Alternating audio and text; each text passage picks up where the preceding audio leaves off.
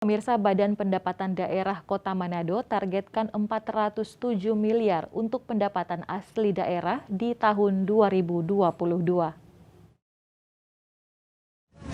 Pemerintah Kota Manado lewat Badan Pendapatan Daerah menargetkan 407 miliar pendapatan asli daerah untuk tahun 2022. Angka ini mengalami peningkatan dari target pada tahun sebelumnya hanya di angka 300 miliar.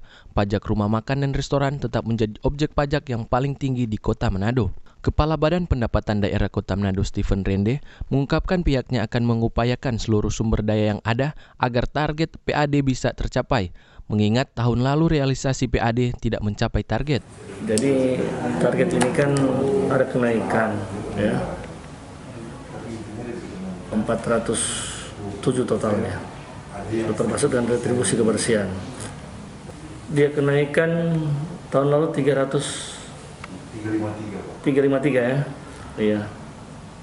Ini jadi 407 berarti ada sekitar 50 M lebih ya kenaikan.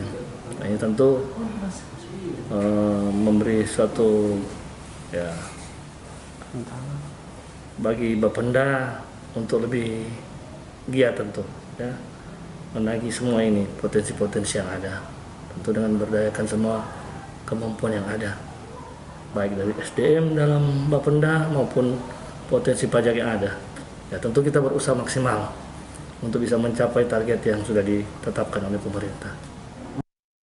Seperti diketahui, untuk menarik warga lebih taat dalam membayar pajak, pihak pemerintah memberikan hadiah-hadiah yang menarik, di antaranya 1 unit kendaraan roda 2.